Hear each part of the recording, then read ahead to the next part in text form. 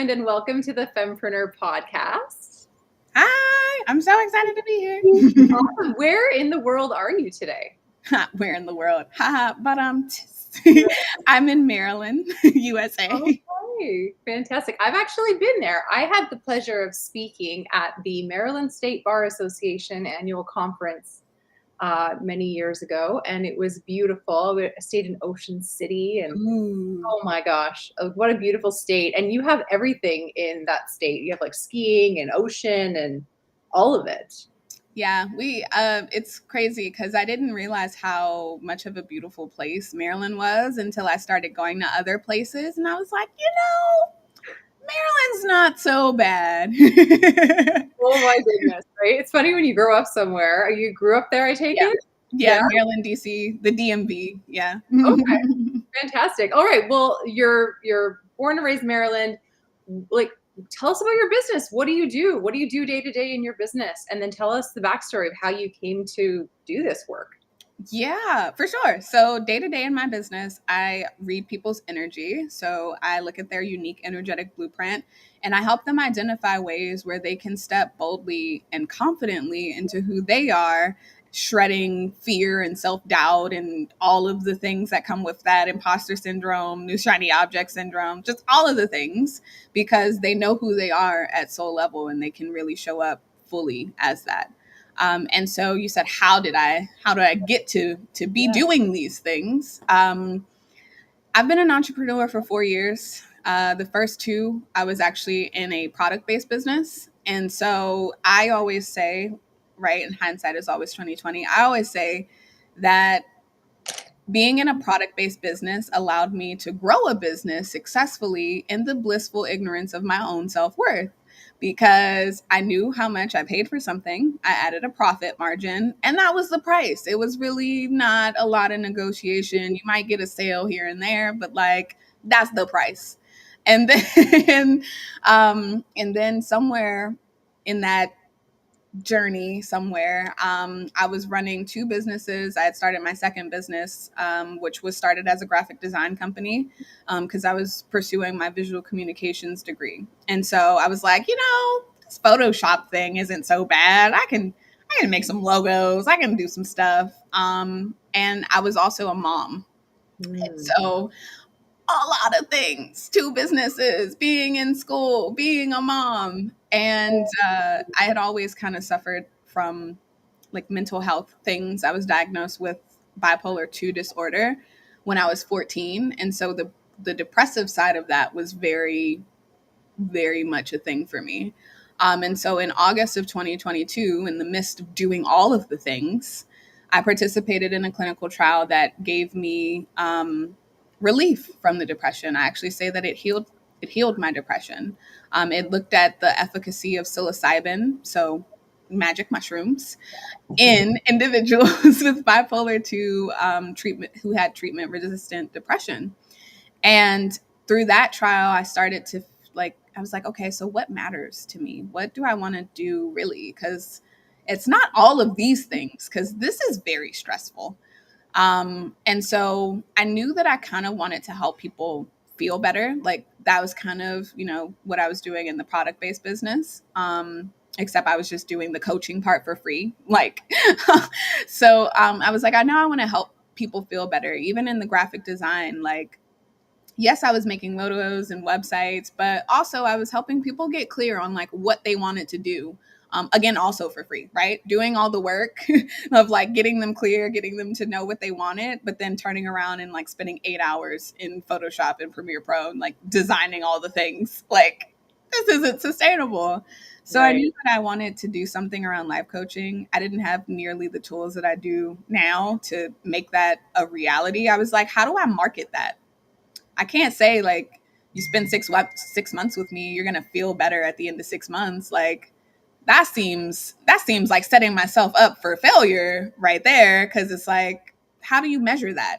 But I was like, people were asking me, because I'd been an entrepreneur at that point for 2-3 years. And it was like, you can start this side. I did business coaching. And as I'm sure from any amount of online networking, there are a lot of business and mindset coaches out there. So it was like, okay, how do I stand out in this like super saturated, crowded space, really? And the one thing everyone always told me was like, oh my gosh, I love your energy. It's so infectious, it's so contagious. And I'm like, if I could bottle that up and sell it, I would. But I don't think that's the thing that you can do. So it kind of like started to frustrate me. It was like, okay, everyone loves this energy thing over here. But like, what's my superpower? How do I monetize that? And at a time where I needed it the most, someone asked me, what's your energy type? And I was like, what? I don't know what you're talking about. And they sent me this calculator for human design. And it was from the people who founded human design. So their whole marketing model is like they want you to buy the custom report. And I'm like, I'm not going to buy a report for something that I just heard about. So I went to YouTube University and I was like, what does it mean to be a generator? And it held like the energy that I saw as something that was outside of me, it then became a part of me because when you're a generator, when you're doing work that you love, always that caveat, you generate so much energy that it literally bubbles up and spills out of you into the people who are around you, into what you're doing. And I was like, ooh, that sounds like me. And like everything that I found in human design just validated and confirmed just me as a being, me as this soul having this human experience. And I was like, I don't know how this relates to business coaching really at all, but I'm going to figure out a way to make it be a thing. And so that kind of started this new pivot that I'm in. And it's been one that like it literally gives me so much joy. Like all of the things that I've learned about myself through human design, helping other people learn those things about themselves and step into who they are, like it's been awesome. Oh my gosh. Yeah, it's just so obvious when you're talking that you are doing the work that God, if you believe in God or whatever God is to you, created you to do. Like it's so apparent and so wonderful. And I'm just so excited to know you and give you this stage to teach us a little bit about human design, if you will, and teach us a little bit about maybe even being a generator, or maybe you could teach us a little bit about your process of how you coach people so they could kind of get an idea of what it would be like to hire you. So just, yeah, keep talking. Keep saying more things. Yeah. Yeah, generator. First, what is human design? So, human design is a synthesis of a few different sciences. So, astronomy, astrology, the Chinese I Ching, quantum physics, the Kabbalah tree of life, the chakra model is in there. I always say, like, there's probably one or two other ones, but like, it's a synthesis. It's all of them in one thing. And you can read this one thing and it can tell you these things about yourself. All you really need is your time of birth. That's really the only thing that I ask people because they know their birth date. And most times they know where they were born. So it's like, okay, but do you know your time of birth?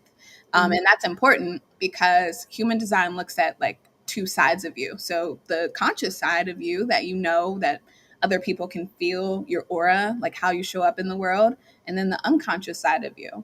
And so the conscious side is programmed right at your time of birth. So like wherever the celestial bodies were at that time, like that's when that information was imprinted into you. It kind of helps form your personality. And then 88 days prior to that date, that's when your design side was like while you're still in utero, still forming in there, like that's when the design side was imprinted. And so that gives you your profile. It gives you a lot of other information, but for high level, it gives you your profile. And so, for context, I'm a 5-1 in human design. So the five, it's the solutions person. It's like we're kind of seen as like the challenge solver, kind of like save the day. And not every projection is right for you. That's why you have to use your strategy and authority to discern what is correct and aligned for you. But that's what my aura presents.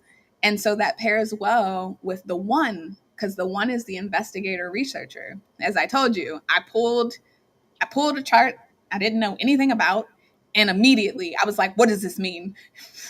Going down my rabbit hole. If you have a one anywhere in your profile, you love yourself a good rabbit hole. And even learning about that, like learning that, as ones, we love a strong foundation of like facts and information, but it can, like, especially in like now with AI and all of the information that's out there, like you have to kind of pull away from your rabbit hole sometimes and trust that you know enough to Mm. take it into the world, because otherwise you're just going to be in rabbit hole after rabbit hole after rabbit hole, not doing the things that are meant for you and aligned for you to do. Okay. So yeah, it's a synthesis of sciences, kind of looking at your unconscious and person and conscious personality traits. And it kind of just gives you a basic understanding of who you are in a language that you maybe didn't have before. It takes a look at the gifts and the strengths that your your soul chose to Okay. come into this world with, and that's important because as a one, as a researcher, when I learned that it could show you the areas where like you didn't have a fixed and reliable way of dealing with that energy, dealing with the thoughts and beliefs that came into those centers, I became obsessed. I was like, I need to know everything that I don't have so that I can know where I am leaning into, like what my family believes, what my friends believe, and the biggest one, what society is telling me to believe. And then that became overwhelming because in my chart I have a lot of openness. And so it was like, okay, this is, and it one of my gates, one of my strengths is the gate of extremes. It's also known in quantum human design as like the wild heart. You kind of march to the beat of your own drum. But I knew it to be the gate of extremes. And so like that was an extreme. Like I obsessed over the things I didn't have, which made me frustrated. It Uh, burned me out. Generator, not self theme, frustration. And yeah. then I was like, okay. And somewhere around that, like, acceptance of like, this is exhausting learning about all the things that I don't have. Yeah. I learned that these are the gifts that our soul chose to be successful in this lifetime. If we don't have something, it's because at soul level we didn't believe that we needed it to be who we are in this lifetime. And I was like, oh, that's empowering, because trying to learn all the stuff that I don't have is exhausting. Yeah. Yeah. And it slows you down from being the generator or blocks you from getting that. Okay, cool. Interesting. Wow. um But yeah, there are 5 different energy types. Most people, something like 70% of the population, is going to fall into either generator or manifesting generator, which is a hybrid of energy types. Then you have manifestors, projectors, and reflectors, who are technically a non energy type. And that simply means that they don't have a defined sacral. And the not self question that comes out of that is, do I know when enough is enough? Mm. And I always use the example of projectors because they're something like 20% of the population. And so they're surrounded by like generators all the time, which we're like little energizer bunnies. We can just go and go and go and go and go. Like we just have the sacral energy to sustain like long periods of work. And Yeah. then they, with their poor little undefined sacrals, they try and keep up. And they're like, why am I burning myself out all the time? Like, why is this so hard? Like Susie over there is doing, all the things. And I'm over here, I do 4 things. And I'm like, oh, I'm exhausted. Okay. And when you learn that like for example, the projector strategy is to wait for the invitation. And no, Mm. it's not like wait to be invited to like breakfast or whatever. It's really for the 4 major things in your life. So friendships, love, relationships, if you're about to move, and then the biggest one is career. So really waiting for the invitation so that you have something to respond to. Well, in generator, it's respond. Projectors wait for the invitation. Manifestors, they're supposed to inform. But whatever your strategy is, and your authority is like basically how you make your best decisions, like on what's aligned for you. So, for example, there are sacral generators. So, 50% of the population has emotional authority. And so, essentially, what that means is like if you're a generator, for example, you'll have the universe bring you something, and you're like, ooh, I like that. Or like, I don't want to do that. No. Mm-mm. And so you have that initial sacral response. And so if you're a generator in this example, which I am, I'm a 5-1 emotional generator, you have that initial response. And then the motto for emotional authority is there's no truth in the now. So at a minimum, we should sleep on things. And if we can give ourselves more time to really ride the emotional wave, like, is it still a yes when I'm in that high of like, yeah, this is exciting? And is it still a yes when you're like, I don't really feel like it today, but like, yeah, I still want to do that thing. And like really having that clarity over time as you ride the wave, then you know if something is aligned for you. If you're just, not just, if you are a sacral generator, then your truth is more in the now. It's like, oh yeah, no, I don't want to do that. Similar to like splenic authority, which a lot of projectors have splenic authority, because like I said, they don't have that defined sacral center. So like their gut will tell them like, no, yes. And like that's it. It speaks once and it speaks softly. So if you ignore it, it's like, okay, I said yes, no. And then then they go and they do the things and it's like, why am I burned out? And the spleen is like, I told you. Oh my goodness. Okay, wow. So you have so much knowledge around this. And take us through typical maybe first month of working with a client. Like what's the frequency of your one-on-one coaching and what kind of things do you work through in the beginning to identify all of these characteristics that are just naturally in this person, how they can use them to get more out of life and more happiness? Thank you, because you did ask that, and I nerded out so much that I lost track of that.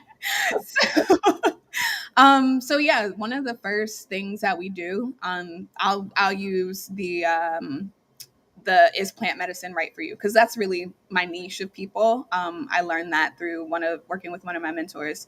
There are either people who have had a plant-based professionals or entrepreneurs who have had a plant-based experience, or they want to, and they really like in the business world it's kind of like frowned upon if you like smoke cannabis or you microdose with magic mushrooms. It's like you need that to like get you through the day. Judgment. Mhm.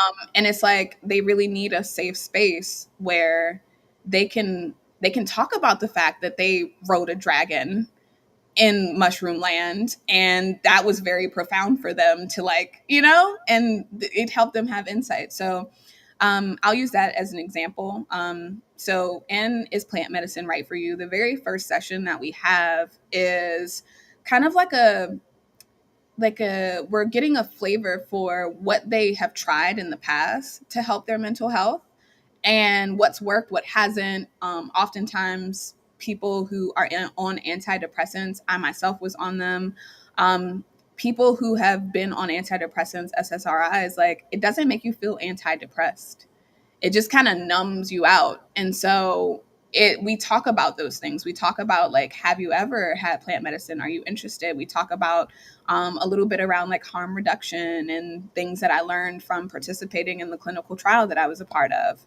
And then we do kind of like a mini energetic diagnostic where that's where they pull their chart for the first time, really. And it's a lot of information to take in. So we kind of like high level some things just so that until they come back for the next session, they can at least start experimenting with their strategy and authority. Like, what does it mean? What does it feel like to respond to something? What does it mean to like wait for emotional clarity and really start playing around with that? Then the next session, we start diving deep into their purpose. So, what are you here to do? What are you here to learn? What deeply fulfills you? And what your purpose is here in this lifetime. From there, we usually the next session, we start talking about some of those conditioning areas. So now that you know what you're here to do, what you're here to, be in this lifetime, as it were, what are some things that are holding you back? Where are areas where you're leaning into that not self? Something like 53% of the population has open or undefined heart ego center. And so the not self question that comes out of that is, do I think I have something to prove? So we're willing ourselves into things that are not actually aligned for us, but because this marketing guru over here said, if you do these 10 steps, then you'll make 10K a month. Or they're listening to this person over here and it's like, if you do this, then you will, like, no, Like, what do you actually feel as though is going to be aligned for you? And what are some things that maybe you have believed or held on to that are holding you back from actually that self actualization piece? From there, we dive into different, like, depending on where they are in this journey, like, we dive into different nuances during those last two sessions. But I really, there's really no, like, with the exception of like those specific things, it's very individualized because every single person is like, they have a unique energetic blueprint. I can't have a one size fits all approach, and I don't like to. I think I would get bored if I was just doing the same thing. Yeah, absolutely. So, just to recap and make sure I'm hearing you correctly and not missing any of the important info, you said that most of the people you work with, if not all, are looking for a plant-based medicine approach. They're either looking to elevate what they're already doing or enhance, or they're brand new and have never tried any sort of plant-based medicine, and they're looking to you to kind of guide them through the process. Is that kind of your niche person that you work with? Absolutely. There's so much misinformation out there because like in the US, we know that it's a Schedule 1 substance. Yeah. And so because like people can't openly talk about the medical benefits and things like that, there's so much misinformation out there. So I'm like, I've been through a clinical trial. Like, these are the things that I learned, because I was one of those people who was experimenting with mushrooms, and I always say that that trial taught me everything that I was doing wrong. And I am so grateful for all of the things that I learned from it. And I'm happy to share that information, especially for new people who are Right. like, I'm curious, but I also don't want to go crazy. I'm like, you're not going to go crazy. Set and setting is everything. Right, right. Okay, so and then you were invited to be part of this clinical trial by like your medical doctor, or like how did that happen? Yeah. So I was watching a Red Table Talk episode with Jada Pinkett Smith, and they had Michael Pollan on, who wrote the book. It's a very long title. I'm going to mess it up. But he wrote the book, How to Change Your Mind, What the Science of Psychedelics Teaches Us About like all these different things. And they had him on. And so, for context, like Jada Pinkett Smith, her mom, her daughter, like the people who are at the table, naturally, they are diverse African American individuals. And then they had this white guy on there pretty much. And they were like asking them questions. And one of the questions that the mom asked was like, why don't we see more African American people talking about like the benefits? Like, even when you hear magic mushrooms, a lot of times people envision like Woodstock, which are like the hippie people, and they're like, yeah, and things and such. And it's like, you don't really associate that with like diverse individuals. And so, one of like a few things were discussed, but one of the main things was like, we don't see enough people who look like us talking about what it's done for us. A lot of times we don't even feel safe to, not to get like political or anything, but some people are killed and they're just sleeping in their home. So for me to be like tripping on mushrooms and like not, right, being like disassociated from reality, and then like having the police bust in somehow, like, talk about a bad trip, like, so they're just like, nah, I'm good. And so the first part really was something that struck a chord with me. And they had talked about how MAPS, they have this program where you can like become certified as a guide. And I did some research, right, the one in me, and I looked into it, and I was like, okay, so if I spend all of this money to become this guide, like, where are my people going to be? Like, is this a sustainable business model? And there were no concrete answers, and I was like, yeah, I'm okay. And so one of the other things that they had talked about was like just helping advance the science of psychedelics, like by participating in clinical trials. And so at that time, I did a search on clinicaltrials.gov, because I was like, I'll try my hat at that.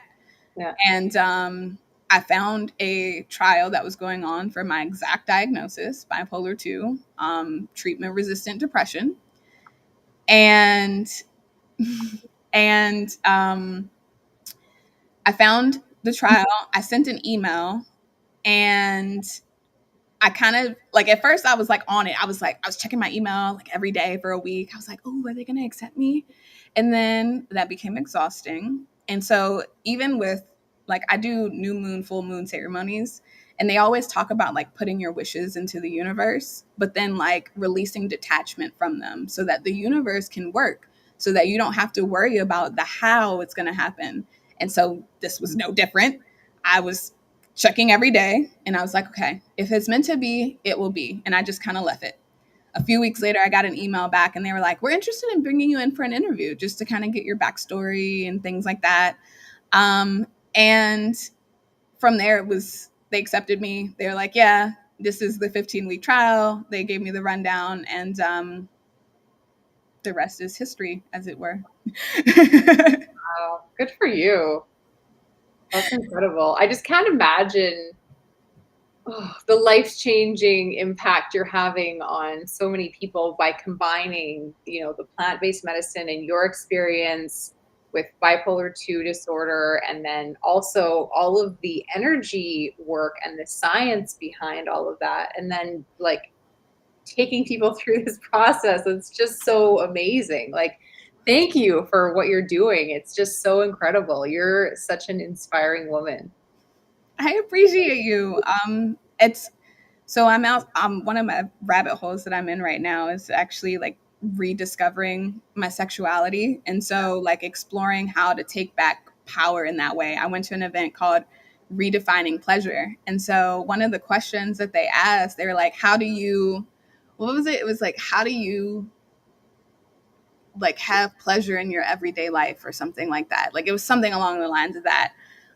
And in that moment, I realized like what I do, like when I pull someone's chart for the first time, like anyone who knows me ever, like I'm like, if we get to any point in the conversation where I feel as though they're like open to what I do, I'm like, do you know your time of birth? And if they do, I'm like, ooh, can we look at your energy? And like, no, I won't do like a full 90-minute deep dive with them because obviously I have to have boundaries in my business. I can't do that with everyone energetically or financially because life Yeah. costs money.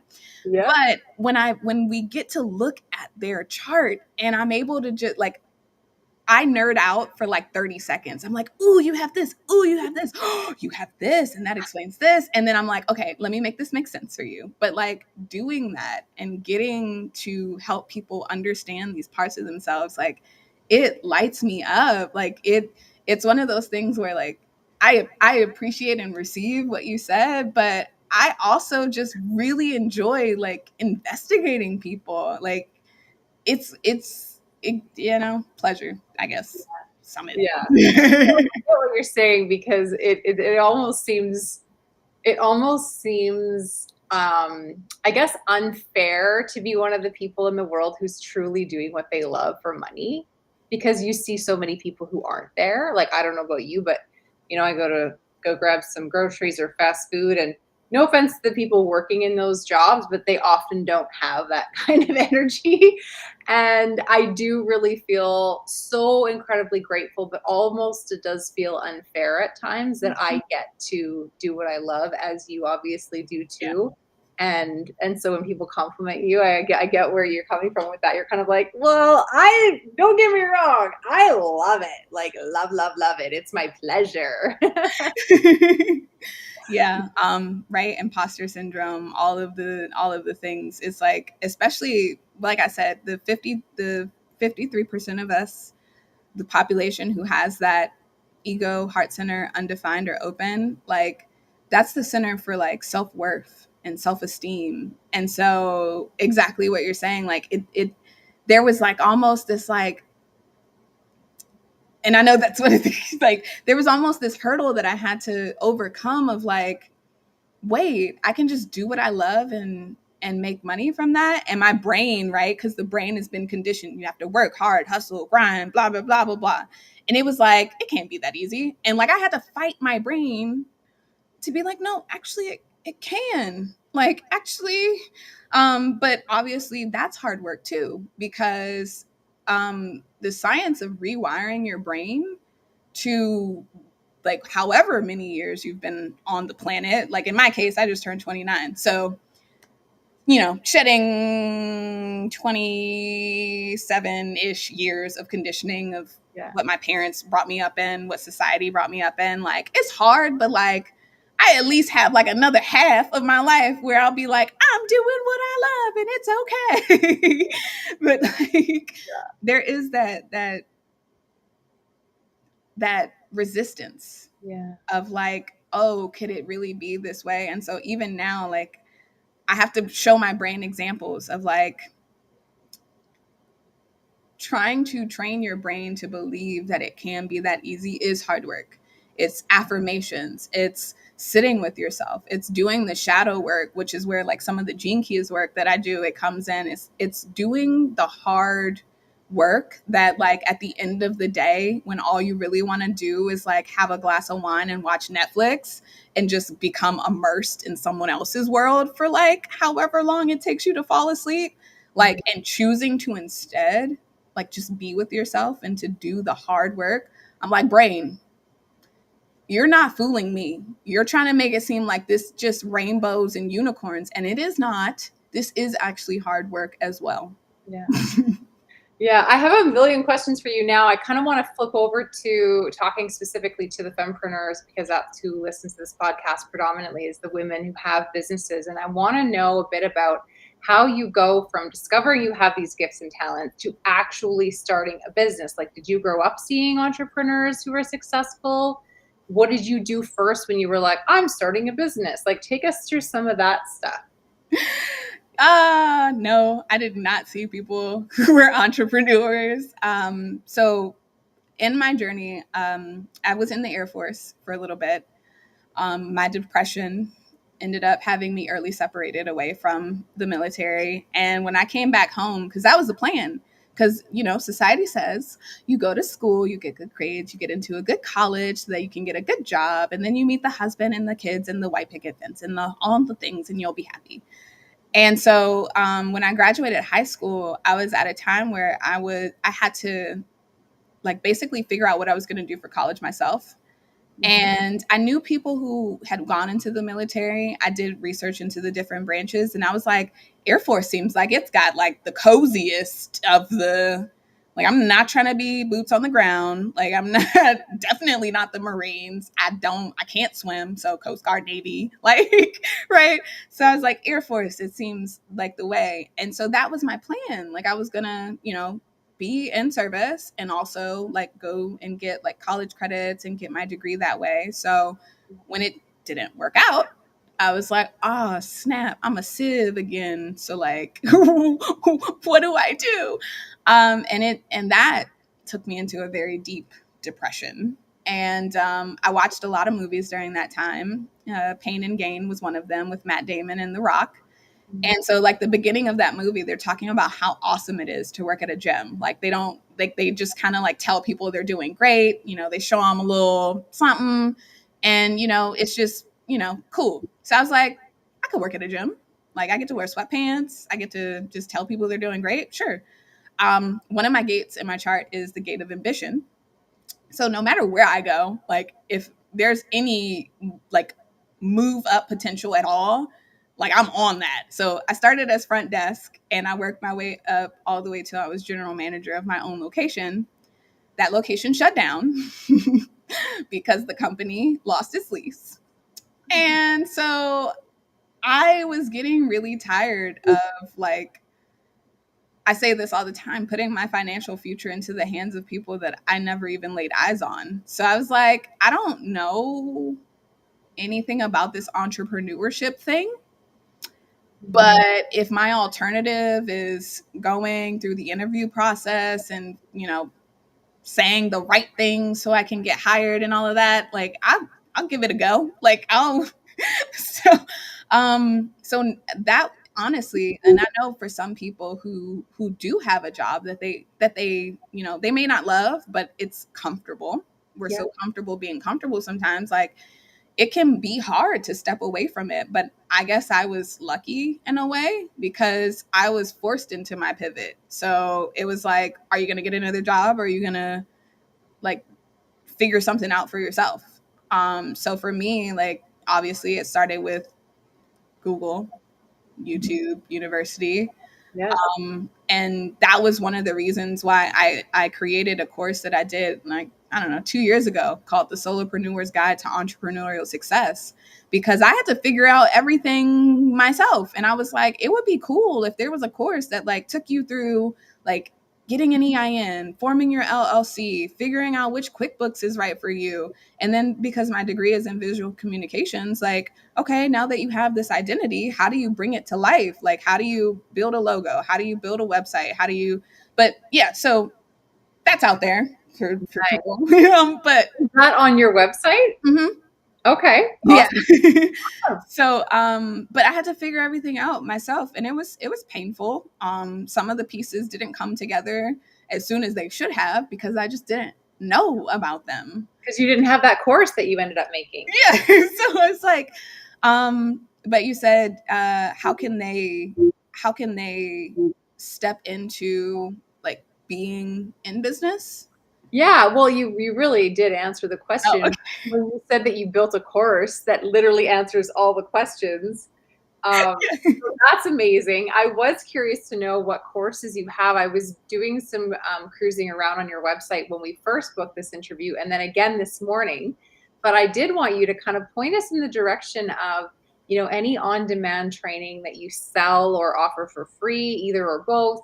And what kind of time-sensitive stuff do you have coming up? Like, do you gather together groups of people that all start on the same day and end on a specific day and take them through group training? Or tell us all the things. All the things. Yes. So the course is currently the only thing that is available for consumption and purchase. That course, oh my gosh, I got very good at Premiere Pro. That course is like 64 videos long, and I edited all of them myself. So that was like a lot, and I did it in a very unaligned way. This was way before I knew anything about human design and what it meant to honor your energy and to not will yourself into doing things. Oh, wow.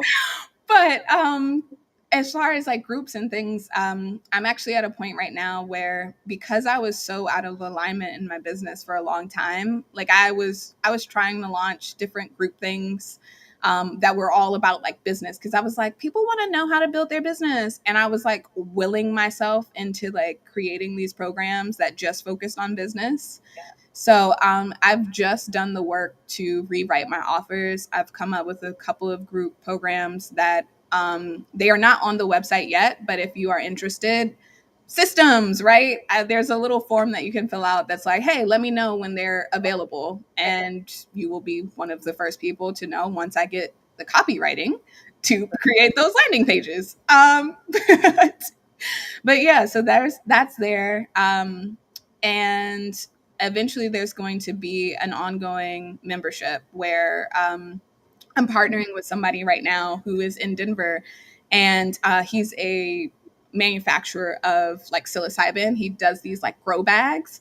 And so I'm like really excited because that was one of the pivots that I was scared to do, because I was like, if I really, right, everyone's so afraid of niching because we feel like we're going to like isolate people and they're, and like it's going to be a whole thing. But when I let go of the how, and I realized that those were my people, the universe started bringing me things to respond to that, it now aligns. So one of the things that we're partnering on is being able to build a microdose, like mini course, Mhm. where people can learn about microdosing. They can, kind of start tasting like what it's like to kind of have that brain expansion in that way, and start opening themselves up, lowering their default mode network, all the scientific things that psilocybin can do, because it's awesome.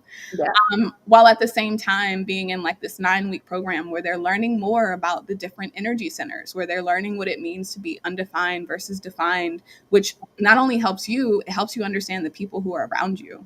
I mentioned I have a 7-year-old. Yeah. I look at her design all the time because there are so many ways that she's different from me. And this helps me understand and have empathy Yeah. for the things that she does.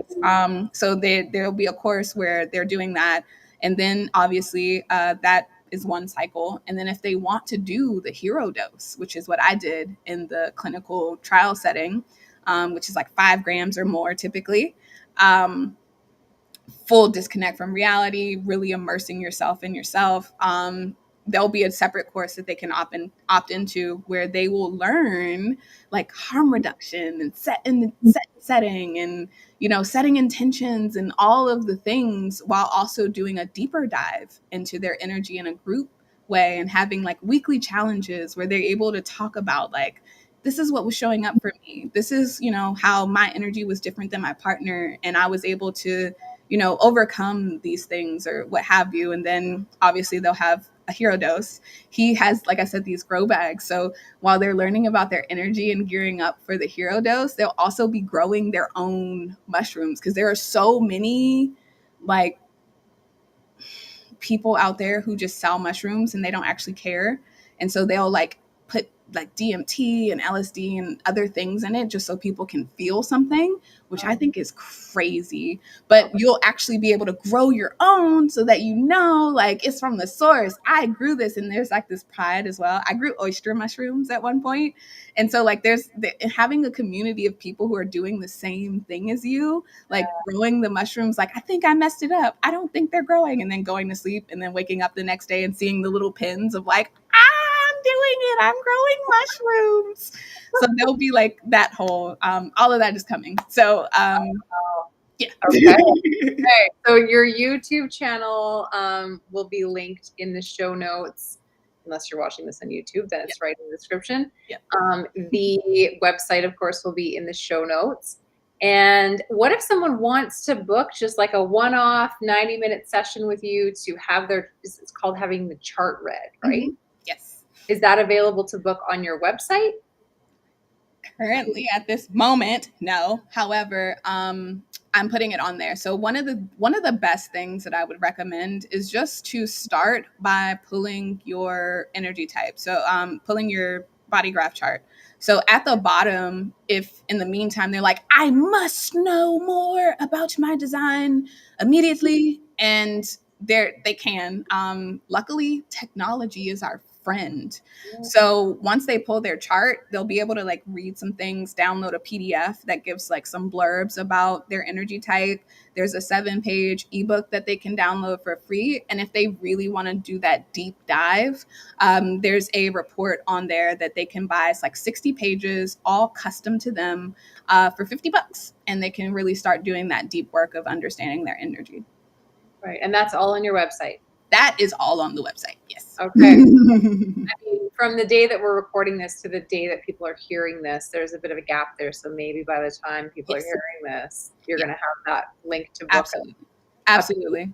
one with you, which would be fantastic. All right. Well, I really appreciate you taking the time to share your stories and this just inspiration about becoming a fempreneur, and obviously just the really niche work that you do. It's so, so cool. And I've been really curious about it. So I'm really glad that we're connected now. I'll definitely have some follow-up questions for you in the coming months, I'm sure. And is there anything else you'd like to leave our fempreneur listeners with today, Diamond? Yes. So this is one thing. I'm gonna get it made on a shirt. I have a cry cut machine, so it's coming. Shirts are coming, but the limit does not exist. But fear and self-doubt will make you think that it does. And when you can shed that and you can step authentically into who you are, like the possibilities are endless. I'm really learning and embracing that at this juncture in my journey. Absolutely. Possibilities are endless. All right. If you need some inspiration to help you take some leaps of faith, get in touch with Diamond. Her website is linked below. My name is Lindsay Barry. Thanks for tuning into the Fempreneur podcast. You can join my online community and learn about joining my next group program at YYC Fempreneurs. Thanks, everybody, and have